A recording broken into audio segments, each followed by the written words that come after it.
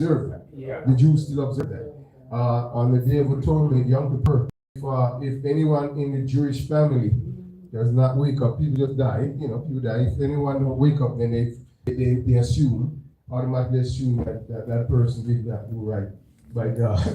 And if you should stay by Eastern Parkway a little bit longer and watch these people operate. And so, very important to notice that you are not vetted. Who is vetted and what is vetted is the Lamb. Now, what's the importance of that? Make sure it has no blemish, no stain.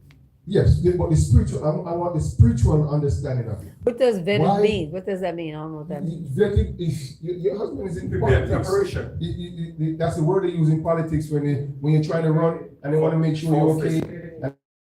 History. Check your history, if you have anything, your internet, everything, you're vetted. So you I've never heard that word before. No? Yes, they have it. Okay, it's a political term. It's a political meaning that you are being searched. They search you. Check your background and everything. Make sure. All right, got it? So okay.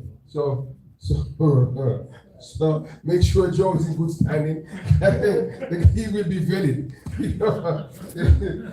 Whenever you decide to run for office, they're gonna vet you. From the FBI down to the CIA and pick up everything on you. Right? So they dig up everything on the animal, they vet the animal, right? But who does the animal, what does the animal represent? The lamb represents. The lamb represents Christ, right? And the animal is the one that is vetted, right? What's the spiritual significance of that? That is pure. You are the one that is presenting the lamb. Right. But you are not the one being vetted. The lamb is the one being vetted. Why? Because the lamb represents Jesus Christ is gonna die for us. Exactly. Right? So when you hear people talking about Jesus is my example, and so I whatever Jesus do, I can do, and so Jesus was perfect, so I can be perfect on earth. I don't know if anyone in here believes in sinless perfection on earth, but it's not going to happen. Mercy. Right, thank you. It's not going to happen. You must understand that it's only one man that walked this earth perfectly. One man. And many tried. Many have tried. But only one walked this earth perfectly, right? Is there any non-Adventists in here? Okay. Everybody in here is Adventist, right? Okay. Anyone tells us that when you read the humanity of Christ, we have a great controversy in the church. I don't know if you know that. Oh yeah. About humanity, we still haven't settled on the humanity of Christ and the nature of Christ. That's one of the doctrines that we're going to study. I'm going to try my best to do that. But we know, without a shadow of a doubt, she said that Christ did not have the decrepit fallen nature of humanity. He had human nature. He had Adam's nature before the fall, he had Adam's nature after the fall. Right. But the nature that we inherited, the image, that decrepit nature that we found ourselves in, Christ never had that. And I guarantee you, if he had that, he would have married Mary or one of the Marys. Seriously. He would have. I'm telling you, sis, men here, this is men's day. This is men's day, right? This is the day for fathers, right? Every man in here knows that when they walk out on the street, Brother Furry, and you see a woman, right? Mm-hmm. It's not like you don't try to lust. Right. You automatically look. It just happened, right? Yeah. You don't try to, and you might say, Lord help me, and you pray, put your prayer in your heart, Brother Fern, and you move on. And you have your wife, but you look, right? That nature never entered into Jesus' mind. He never had that. Right? No, he never did. He never had it. Can That's I ask sense. If he had that nature, we would not be here. So he's not our example. He's our savior first, and then our example second. Mr. Secure, what's his name? Secure.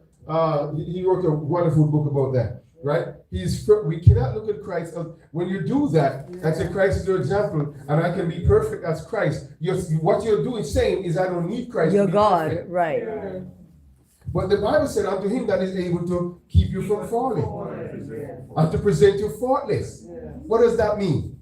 It means that Jesus is the one that is he's going to help you from falling. However, if you fall, guess what? He still presents you faultless. Why? Because he's perfect. And when he presents you, he don't present you on your own. He presents you in front of you as your advocate, as the one that took the propitiation for your sins. Anybody know that word? Anybody, how many people use that word in the last week? Propitiation. Nobody Right? It simply means that Jesus did everything. Jesus took everything that you deserve. Everything that you were supposed to suffer, Christ suffered it. In your state. As if it's you who suffered. Y'all understand that? On the cross of Calvary, it was supposed to be you. Right. Christ took all of that.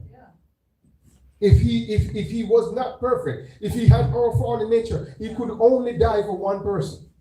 But because he's perfect in divinity, he died for all. Nobody else could do that. Y'all get what I'm saying? Yeah. Nobody else could do that but Christ, because he's perfect. And Lucy knew that. And he tried his best to mess us up. Martha, can I say something? Yes, ma'am. Okay. You said that he wasn't in like our nature now. I He believe had so our too. I believe so too, because when Mary Magdalene was putting the oil on his feet and taking the hair and wiping it, if he was like us or all your men, I think something would have happened, you know. Yeah, he never, his purpose was never that, never came for that, and he never had that. Ellen White has a term for it. It's the fallen nature, the decrepit fallen nature that man have, that nature to lust, that nature to lie. You can't help yourself. You can't help yourself but lie. That nature he never had. He had a human nature where he took all the passion. He was able to take to suffer through all of that and overcome. But Christ's edge, and here's the problem. Here's where the controversy is. He could not have had an edge. If he had an edge, then he's not an example. But if he didn't have that edge, he couldn't save us. True. That's true. He couldn't save us. And if he didn't have one, then I couldn't run to him. Why would I be running to Sister Parker to save me? Right. Sister Parker didn't save me. If Sister Parker had the same, she could not save me. And that's what they don't understand. That's where the controversy is. I say something. Yes. He didn't have that because he didn't eat the apple. The pomegranate. The pomegranate. He would not have. The pomegranate. He would not have ate the pomegranate. It's not an apple. It's a pomegranate. That's one thing we know. It's not, and you weren't here when I can prove it to you that it was a pomegranate, but you weren't here. Yeah. Were you here when we spoke about the pomegranate? Yes. Okay, and you still when I called it apple. I remember that. Okay, yeah, before we go on, with the video of Ron White. Wyeth, his name is Wyeth, right? W-Y-A. W-Y-A-T-T. W-H-Y-A-T-T. Yeah. So W-H-Y-A-T-T. right. So when they took the blood that was on the covenant, right? And they analyzed it. Right. They They reconstituted it and analyzed it. They said it had 23 chromosomes and a Y female. The 23 chromosomes, Yeah. that's Mary's chromosome? Yes. That's the mother, right? Yes, Because when you were saying that he didn't have the nature, I was like, oh, that's because he didn't have the 23 from the man. He didn't have the male. You're right. But he never had the male. He never had the male. That one, they said, where's that one come from? I said, that's God. That's from God. Amen. That's your God. Jesus. So he had the human. So he was 100% God, 100% man. But not that nature, that the overfallen, decrepit nature. Yeah. He never had. One thing I was thinking, Pastor, if God knows Jesus was not gonna be able to raise his sin on earth, he will never send him down here. Exactly. Yeah, he nobody he knows that was- this guy is gonna accomplish the mission. From the But foundation of he, the earth. but he is Yeah, but himself. He is but God. Right, but remember, So he remember couldn't- he came on a level playing field, right? Because to show you that just like Adam who had the choice, he had the choice, right? But he was tempted in all points, like we were, Tempted. but never without sin, right? Now you can interpret that both ways. Was he tempted but never sinned? Or was he tempted, but because he had no sin, he could not fall to the temptation? Right. Hello, somebody. Right. Have you all ever looked at it that way? Yes, Yes. yes. Somebody find the text. Hebrews chapter, Hebrews, I'm not going to tell you all. Hebrews, because I don't know it. I know it, but it's the Hebrews chapter, Hebrews chapter 11. Hebrews chapter, is it verse 7? Christ, is it 7:11 or 11? Google it, you can Google it. 11:7. 4:15. Hebrews 4:15, it says, Brother, For we have not Brother, a high priest which cannot touch with the feelings of our infirmities, but was all points tempted like as we are, yet without sin. Okay, did y'all hear that? Sister Farrell, Brother Farrell, did y'all hear that? Yeah. Yet without sin. Yet without sin. How do you interpret that? That's another controversy. How do we interpret that? Yet without sin. Jesus Christ was perfect. So is it mean that no? The first thing you do is to go to the Greek and find out what the words say. We're teaching Bible studies now, right? First thing you do is to go to the Greek. This is how you learn. This is how you study the Right. Bible. You go to the Greek and find out what the words are. Yet without sin. How did they interpret it that way? How did the Roman Catholic Church, Jerome, why did they put it the way they put it? Right? It wasn't us, right? It's men who transliterated the Bible, right? And translated the Bible, right? Put it the way how they want to put it, right? Just like how he put John 3:16. Jerome is the one that put John 3:16 in the Bible, right? For God so loved the world that he gave his only begotten son. That's not in the Greek manuscript. Nowhere in the Greek manuscript. The word in the Greek manuscript is monogenes, right? Jerome put genoa. Genoa is begotten. Monogenes is unique, one and only. Mono, genes, one gene, one and only, right? And so when he got there, he decided to use the word genoa. So we have to go to the Greek. The Adventist Church has 40 manuscripts. Over 40 manuscripts of Greek manuscript, right? That means we check each manuscript against each other to see what's word, because over the years, they would change a word, put a word. There's different manuscripts have different words there. And they do it not out of ignorance, out of sincerity to give a good understanding, for us to get a better understanding of the text. But sometimes when you do that, it takes away from the original meaning of the text. So we are all tempted, right? I know we all had ice cream and cake, so I don't want to keep you guys, and those things put us to sleep. So we yet without sin. What do you find, Sister Pat? It said, this is the Greek here, right? I don't know how to do it. It says without is one. It says apart from, then it says separate from. Separate from sin. Separate from. So here's what's happening, right? You could interpret. So therefore, he was tempted in all points as we are, yet because he had no sin, he could not have fallen.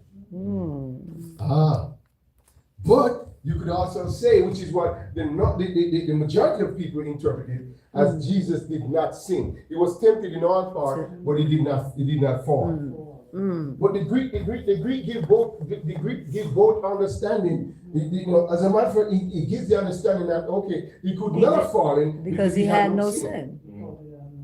You see? But- so we have to be careful. Yeah. But Adam was born created with no sin, Yeah. and yet he sinned. Yeah, but Adam was fully human. Yeah. Okay, thank Adam you. was fully human. Okay. God made him 100% human. That's why we can't, that's great, because that's why we can say that God cannot be our 100% example, Exactly. because we are fully human. Exactly. Mhm. And that's where they mess up. That's where the church mess up all the time, because they have not looked at it that way. Yeah, even though he had Adam's nature, and before the fall and after the fall, right? Jesus was still not 100% human. He was 100% Thank God, God. 100% human, right? Adam was 100% human, and Adam made that choice. There you go. Adam looked at Eve. Yeah. Mhm. See that? Adam looked at Eve and decided, Whoa. heck no, Whoa. I'm not leaving this one. Yeah. You know, Adam made that choice. Yeah, He made that choice Yeah. to stick with the Eve, Yeah. right? Jesus would never have done that. Especially there was So he nobody else chose I was Eve just thinking Yeah. that. before God. Yeah. Wow. There was nobody woman around, so Remember, the only thing that would have happened is that Eve would have died, Right. Right. right? And God would have figured a way how to redeem her species, but God would have created a new species woman for Adam, so that they would live in perfection. And then y'all would be over here by yourselves trying to figure out what redemption is all about. Mm. And then we would. But Adam said, "No, I'm not." He knew what he was doing. You see, and that's why the Bible says that sin came through what? One man. One man. Yeah. Didn't say woman. One. Adam took the blame. God put all the blame upon Adam, not Eve, because Adam, he of course he was the leader, number one. He's the priest, even though they try to change that now, right? But he was the leader, number one. He had the responsibility, right? And he made that choice. Eve was tempted. Adam was not. Mm-hmm. He never reasoned Eve into eating the pomegranate. Adam did not go into any reasoning. All Eve said to him, "Listen, I've tasted it, and you're not sure of that." Adam looked at her, and Adam knew exactly that he should not have done it. Yeah. But he took the pomegranate and ate it. Mm. No, I was gonna say she was deceived. Yes, Yeah, she was Right. deceived. she was deceived. Doggone it. And the devil is still deceiving us, Mhm. right? Still deceiving us. And so as we come to Exodus chapter 3, God decided that this year is the first. This month, April, and Nisan is going to be the first of the year. So God started the calendar right there, right? And when God started the calendar right there, that's when we start to see astronomy. When God said, "Take the lamb, the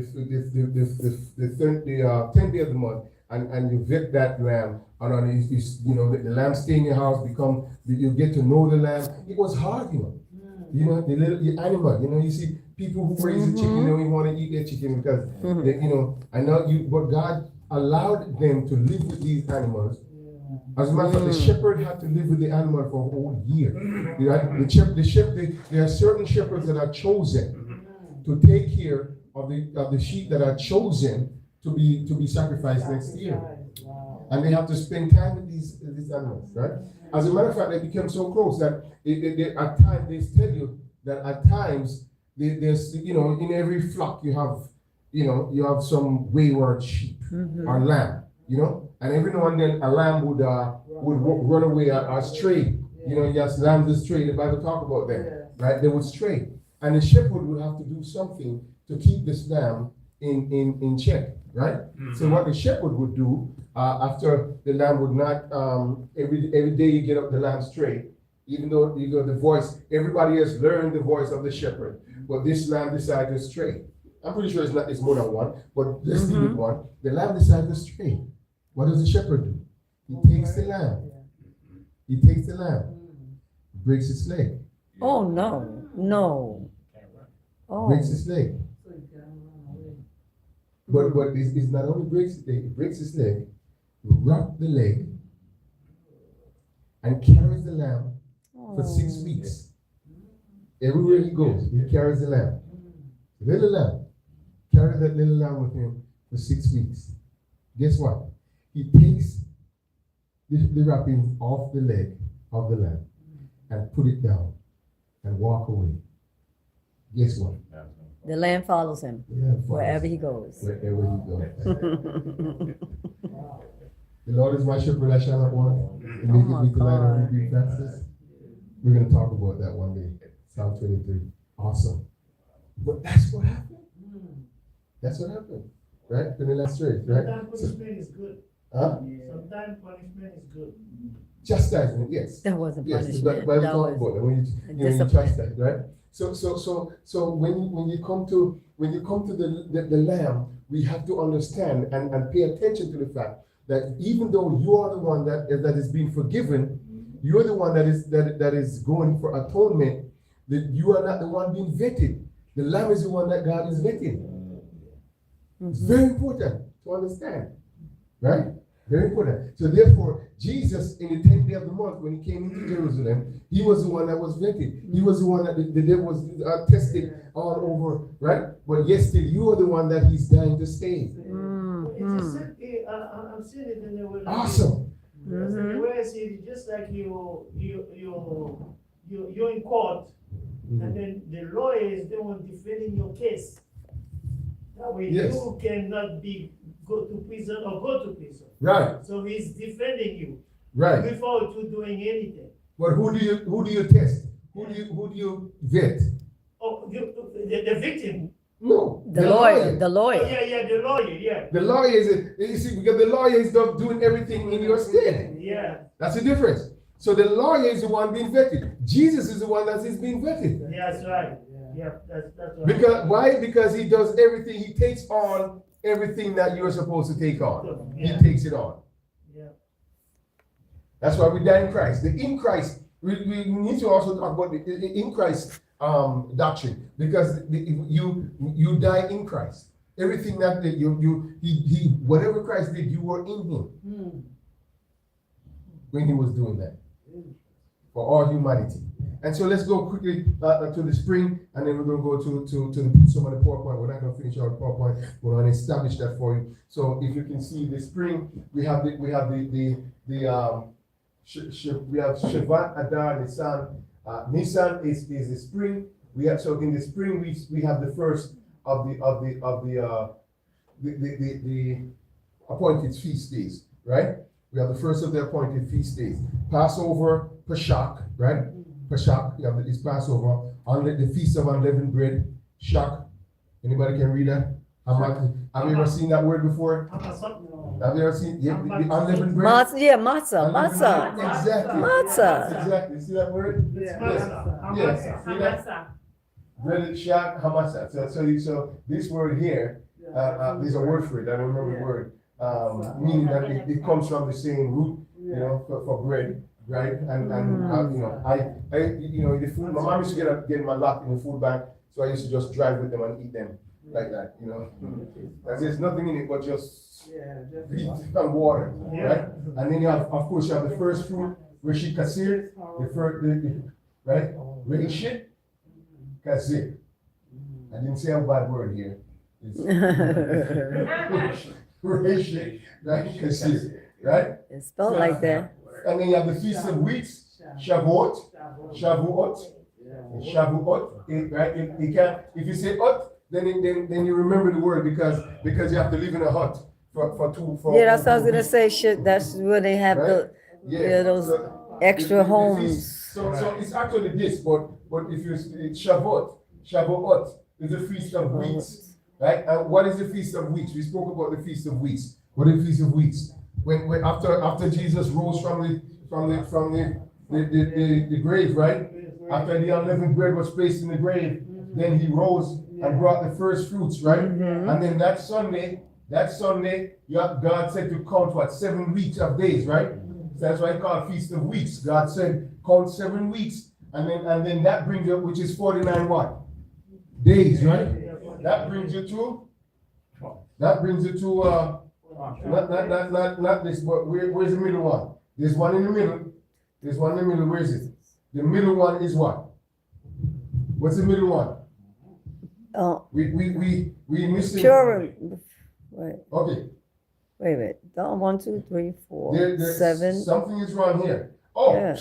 it didn't bring you there. That's it. I'm sorry. So from the first fruit to Sunday, right? 49, the week, 7 weeks, weeks of 7, right? Brings you to the Feast of Weeks with the Shavuot, which is what? Pentecost. Remember, 49 days is the 50, which is on the 50th day. It's the 49th day, and then you celebrate on the 50th, right? So it's 7 days, 7 weeks of days. That's how the Bible puts it. Can anybody go to Leviticus chapter 23 for me? Find Leviticus chapter 23. We're gonna stay here for a little bit. We're gonna Leviticus chapter 23, and God outlines that you right weeks of days, and that's why it's called Shavuot, which is a week's feast of weeks, and that's the middle one. That's the one in the middle right there, right? That's the one in the middle. That's Passover, right? So it's not Passover, Pentecost, right? Pentecost, right? So we have Passover, unleavened bread, first fruits, which is the fall. It's called the spring appointed kind of feast days, and then in the summertime you have the Passover, right? Not the Passover, Pentecost in the summertime. This is where you reap. This is where you tell people about Jesus. This is where you tell people Jesus is coming back. And then now we come to the trumpets, which is, this is something else. Yom Teruah is something else. This right here is, I'm going to show you what's going on on the trumpet. It's the most solemn holiday.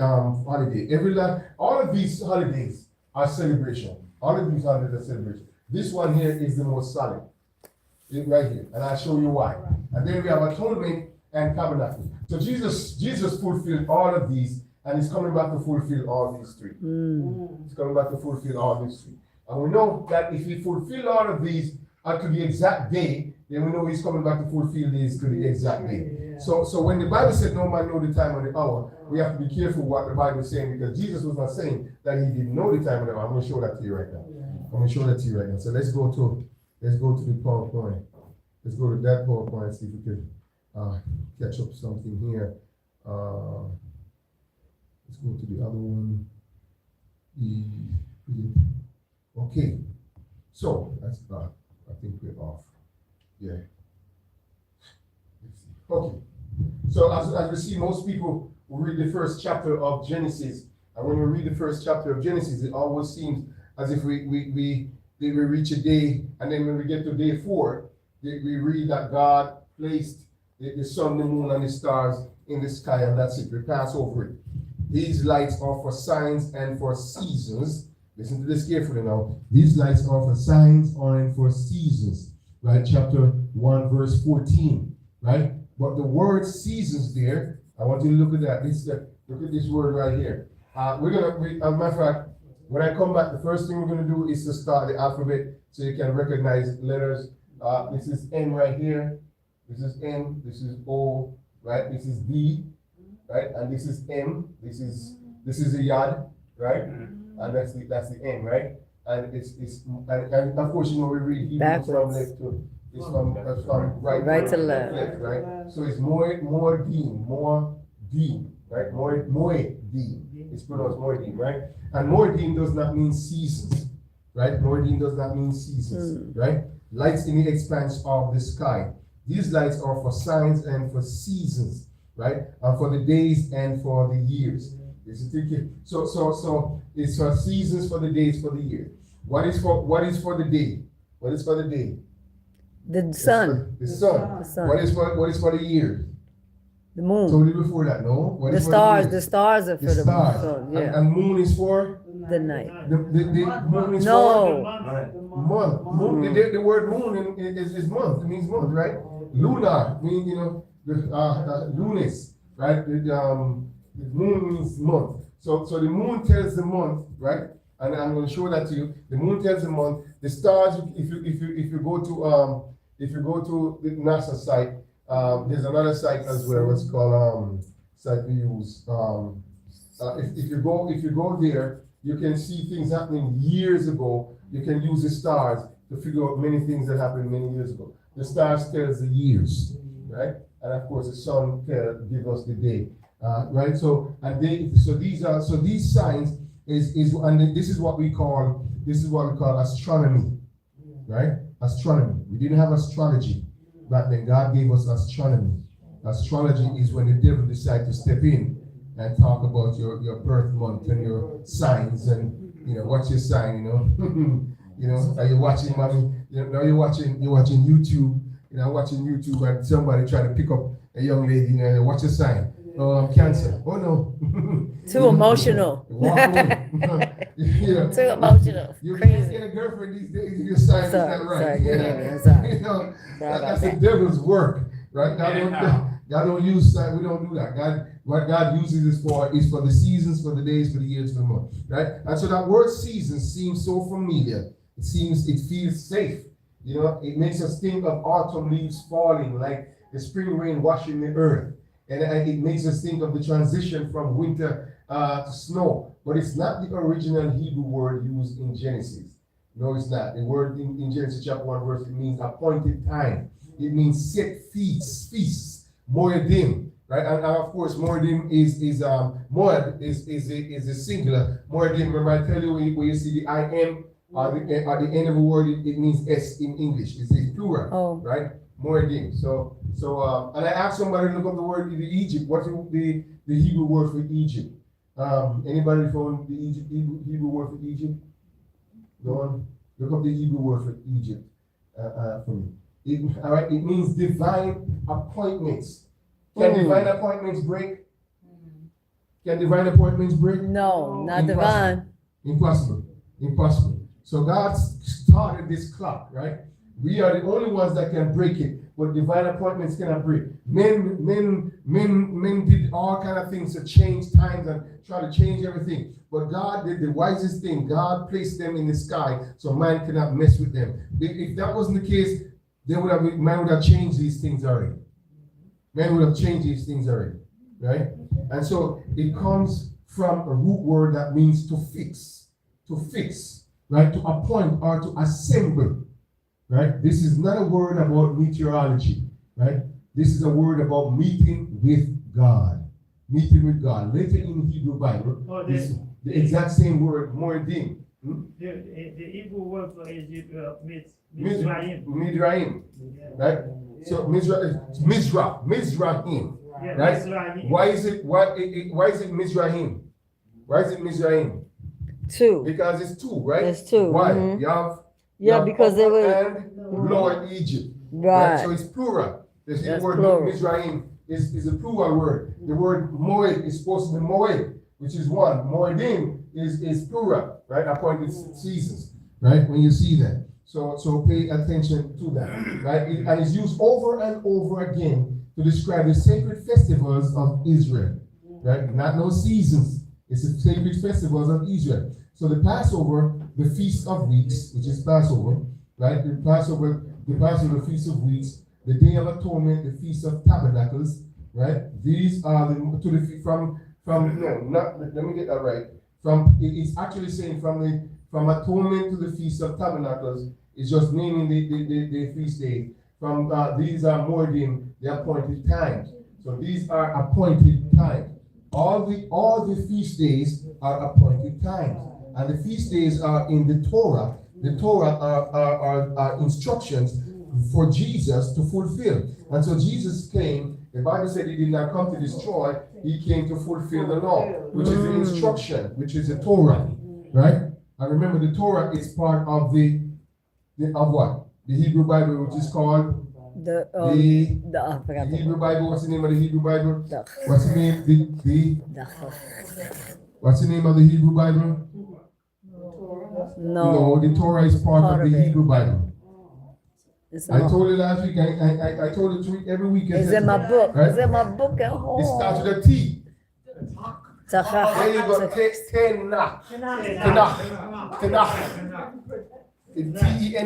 T-E-N-A-K-A-H-K. Tenach. Right? We can say Tanakh, but don't say it in front of a Jewish person.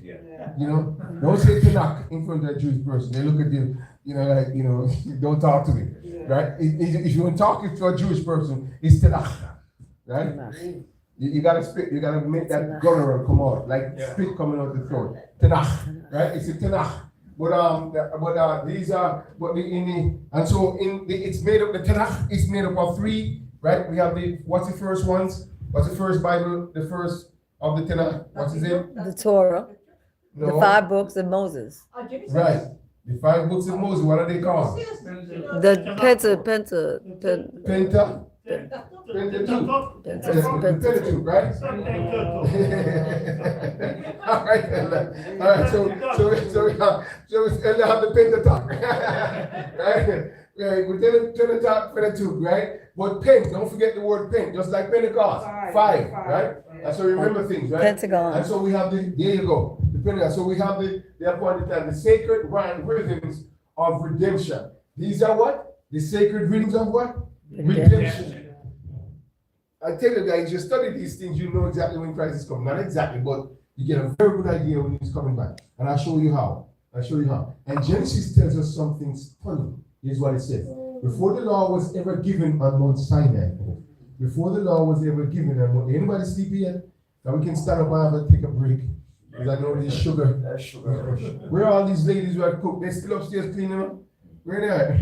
They're missing. My mom used to do that, I don't like that. She used to be in the kitchen. Before a single prophet spoke a word, before Israel even existed as a nation, God built the clock for those sacred appointments.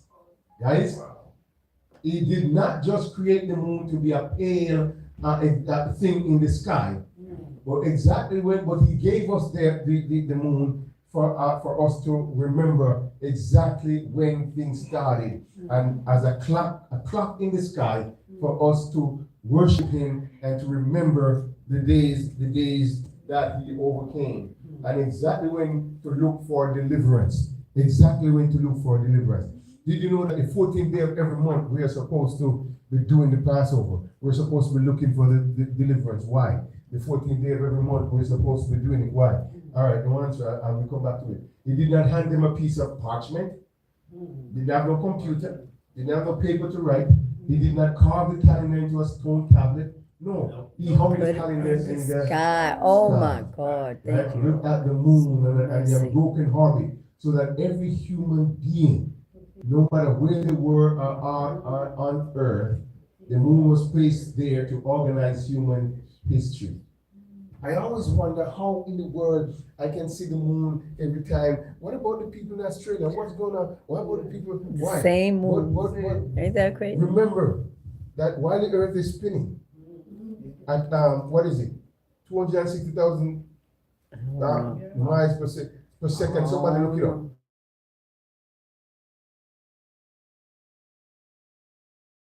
While the earth, right, and in its orbit, the moon is also orbiting. So the earth doesn't move by the movement, by the earth things, but it does move, right? The moon moves. So the moon goes around.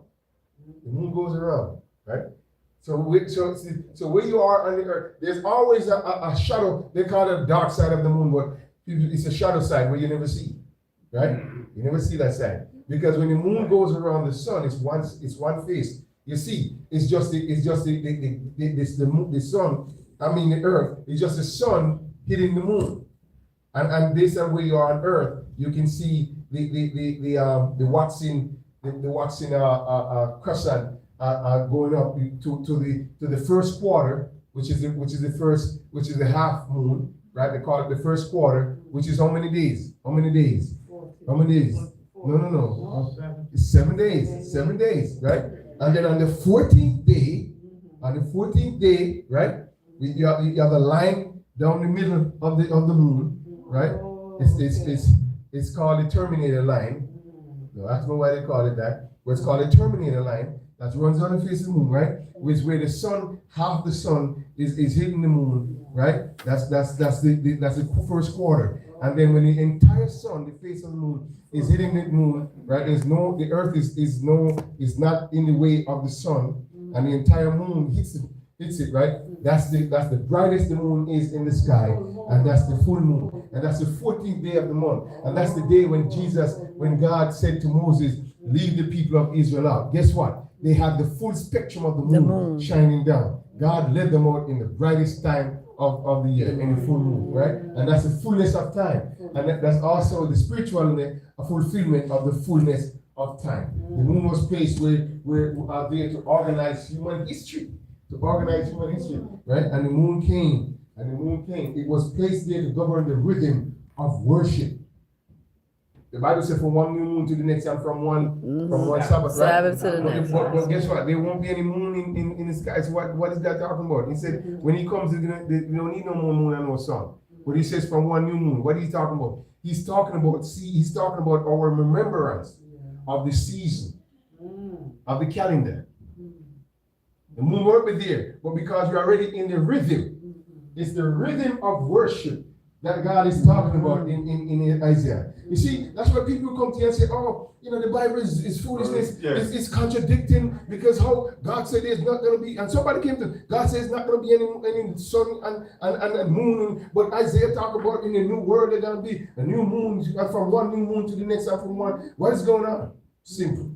Simple explanation. But you have to study the Bible to understand these things. God is talking about the rhythm of worship. He's the one that placed the moon to start to give us the rhythm of worship. And so the rhythm of worship is there. And so we are going to know that. It's going to be in our head, right? Guys, they're going to write it here. So when we run around in eternity, we're going to automatically know that it's Sabbath. Let's go before, you might be on Mars or Pluto or somewhere gallivanting, and it's Friday night. But Sabbath, we all come in the kingdom to worship before God. It's going to be so natural. Even the angel, remember when Lucifer said to the angel that God's law is too hard. And the angel, and White speaks about this in the story of redemption. So God's law is too hard, and the angel said, what law? What law? Was there a law here? They didn't even know the law was existing in heaven, the Ten Commandments, God's law. Because it was perfect. It was perfect. And they had the rhythm of worship in that perfect law. And so we have the rhythm of worship in that perfect law. Francois, I'm gonna get everybody up now, because everybody's sleeping. And we all have to stop them sugar upstairs, because that's what's causing I'm telling you, the sugar, I can't blame any one of you, because these are some good studies. I can't blame any one of you, because I know it's the sugar. When you feel sleepy, just stand up for a second and come back down, because it's hard, it's rough. But I learned this at the church I'm coming from. I never eat a heavy lunch. I never eat anything too much sugary. The dessert was light today. But you have to be careful, because once you eat the sugar, you're gonna get drunk. Drink some water. And I'm talking. So that's what that's the only reason why. But I'm good. So it was embedded in the cultural tradition, right? And it shows that the moon. It shows you have the crescent moon here, and then you have the sun, you have the moon, and then it goes down. You have the other side of the moon. You have this side of the moon, and then you have the other side of the moon, and then it goes on. It takes how many days does it take the moon to revolve around the earth? 10. The moon to go around. The moon is for what? 365 a month, 30 days. How many days? 28 actually. 28. No. 28 and a half. No. 20, You're 30, close though. Very close. 29, 30. No. You gotta go back one. 29. You gotta go back one. 28. 27. Well, if you go You back, said 28. That's a go back. 28 minus 1 is what? no, Arthur said 29. 27? 27 and a third. 27 30 Oh. for the moon to actually go around. But Oh. here's it now. I pay attention to that number. 27, and you can look it up when you go home, right? Pay attention to that number. At the 27th day, right, the earth goes, the moon goes completely dark. It disappears. Mm.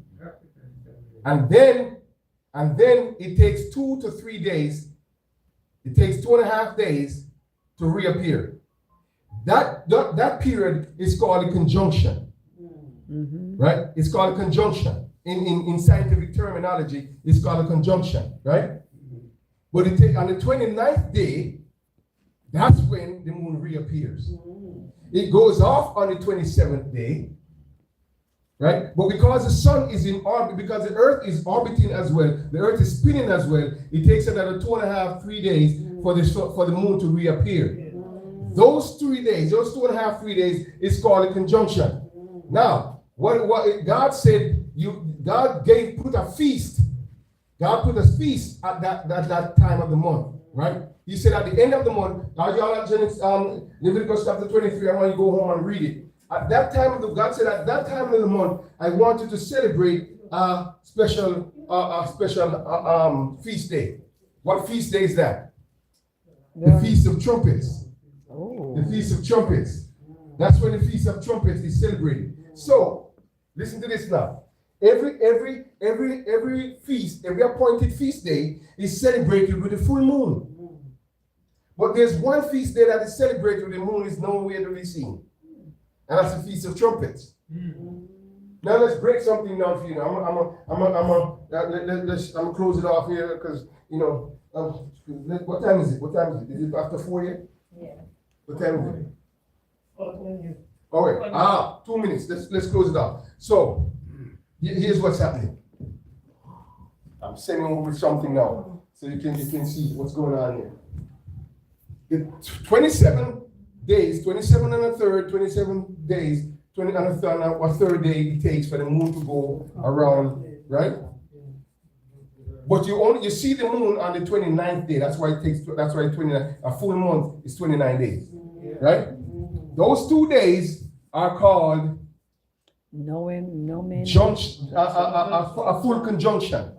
You got it, sis. Don't go ahead of me now, because you know I'm coming. You know where I'm going. So, but I'm going to show you something else. So now the Feast of Trumpets is celebrated. God said, celebrate the Feast of Trumpets on the end of the month. But as soon as you see the slither of the moon, the first slither of the moon, that's when you blow the trumpets. Right? This time of the month, everybody has to prepare. Everybody. You can't be caught off guard. Right. Pay attention to my words now.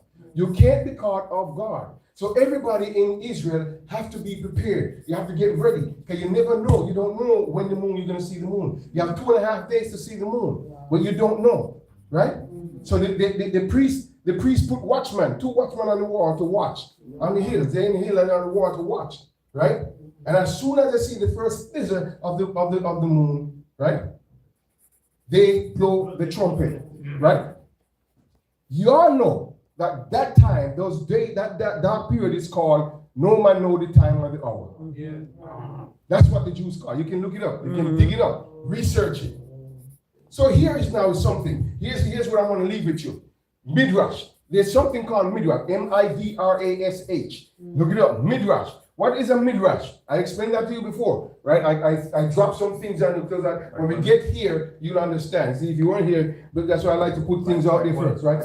Midrash is a it's like when we tell when you quote the Bible. right. When you quote the Bible, when the New Testament men quote the Bible, which is the Old Testament, which is the Torah, the Tanakh, when they quote the Tanakh, because we didn't have the New Testament anyway, when they quote the Tanakh, it's called a midrash. Why is it called a midrash? Because what it's actually saying, when you have to go to the context of the quotation to find out what the person actually means and what the person is saying. They just don't say things. Jesus didn't just quote the Old Testament just for saying its sake, right? It has to be, if you ask him a question and he quote Isaiah 53, he's telling you to go there, find out what the context is, and that's my answer. So when he's hanging on the cross and he said, my God, why have thou forsaken me? That's a midrash. Which psalm was he quoting? Psalms 22 or Psalm Psalms 22. 24. Psalm 22. He was quoting Psalm 22. Psalm 22, 23, and 24 talks about the death, burial, and resurrection. Right. He quoted Psalm 22. You can go there and look it up. My God, why have thou forsaken me? And in order to understand what was really happening, you have to go to Psalm 22 and read the entire text to see what Jesus meant when he made that midrash. So when they ask him now in Matthew, somebody find the text for me. No man know the time or the hour. When they ask him, and Jesus said, no man know the time or the hour, he made a midrash. he quoted the Bible. Well, tradition. He quoted tradition because it's not in the Bible. Those words are not in the Bible. He quoted the tradition of the people. And what did it mean? It means that my nature of coming is going to be just like what you guys are doing. You're going to be looking. You have to be prepared. You have to be on the watch for my coming. That's what it means. Didn't mean that he didn't know. Jesus knows, but he chose not to know the exact day. Why? And what tells us in Story of Redemption that Jesus chose that as God. He chose because he's interceding on our behalf, and he doesn't want the day to come. Because he's trying to save more souls. The more he prays, the more he intercedes. And the Father, he knows the Father is itching. He knows the Father, and he's saying, Father, one more day, one more day, one more day. Until finally, in Story of Redemption, and what tells us, finally, the Father said, Son, it's time. And he gets up and said, he that is filthy, he that is righteous, Let him be righteous still. that's it. So he quoted the Midrash for them to understand that. So when you read the Bible and people say, oh, you talk about Jesus coming. Yes, because we know, and I'm going to show you, that 2030 ends the 6,000 years on earth. Mm-hmm. Is he coming back in 2030? I don't know that. But one thing I know is that after 2030, any minute now, things happen. There's several things I will show you that culminates in 2030. Several things. Starting, I will show you how I'll show you based on calculation. I can't prove to you, but I'll show you based on calculation that creation started in the year 04, right? And since it started in year 04, when you get to 2030, right? That's 2,000 years. That's 4,000 years on Earth.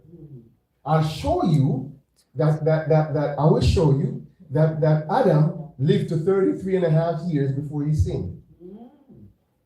How do you know that fast? Well, I'll show it to you. I'll show it to you. And to get to 33 and a half years, because Adam was the first Adam, Jesus was the second Adam that fulfilled everything that the first Adam did not fulfill. It means that Jesus had to live 33 and a half years. It means that Adam lived 33 and a half years before he sinned. It's just simple Bible stuff. But I'll show it to you in the gematria. See, you have to study what you call gematria. Write that down. It simply means the numerical value of the Hebrew language, called gematria. So when we study the Hebrew language, and I'm ending now, when we study the Hebrew language, we not only study the letter, we study the value of the letter, the numerical value of the letter, right? And we study the pictorial value of the letter. Because the picture says 1,000 words. And so I'm going to show you, I'm going to break down the word Bereshit for you. Right, Bereshit. Maybe after we do when I come back. What we're gonna do when I come back with we're gonna do the Hebrew. Yeah, so we're gonna do the language. Yeah, I want to do the letter. I want us to start looking and identifying the letters. If we're not gonna study the entire language, but we're gonna study so we can recognize the letters and pronounce the words. So we scholars up in here. Mm-hmm. Nobody can take you for a fool anymore, right? Not that they were, but there are people out there who act like they even know all that. No, when we finish up in here, nobody can say anything to you. You know the Bible and you know the language, and we're going to study it the way I guarantee you, there's no pastor in this conference that is teaching what I'm teaching. I can tell you that, right? And people tell me that all the time because when I talk to people up there, we get these things. And I'm like, it's a gift. It's a gift. It's a gift. So soak it up and bring somebody with you to learn these things. Learn these things. My brother, he probably online right now. He follows me. But and he has his own. He's all in his own now. He's teaching his own class, and they ask him, "Where do you get these things from?" And he said, "Well, I got a good teacher." That's what he said.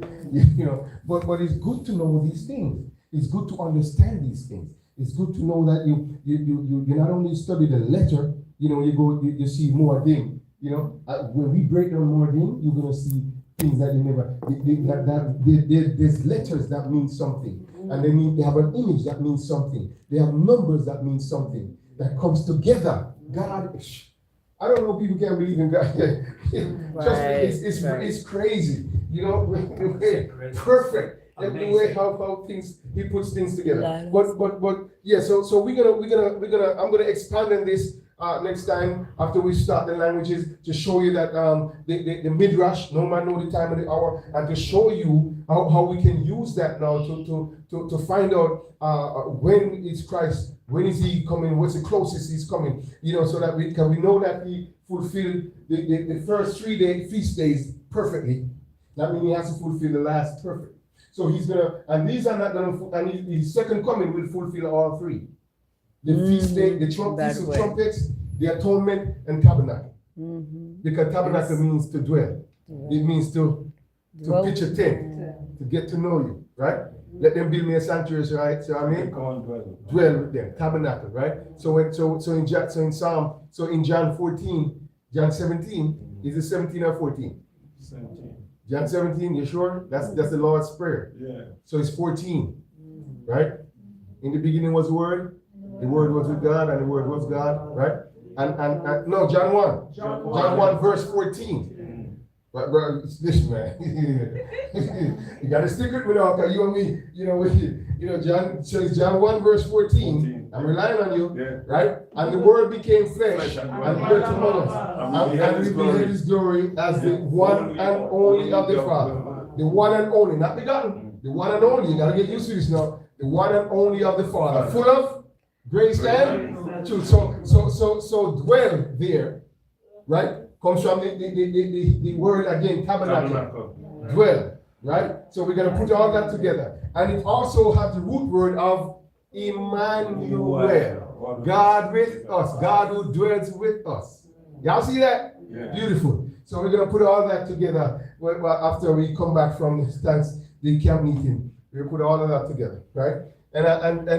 And we also want to establish our online. I asked the clerk to put together our WhatsApp group chat so that I can keep in touch with you guys during the week. We can pray. We can get messages. Any issues going on, anything going on. We can. I took a lot of things for granted, because we have all these things in place. So I just took these for granted.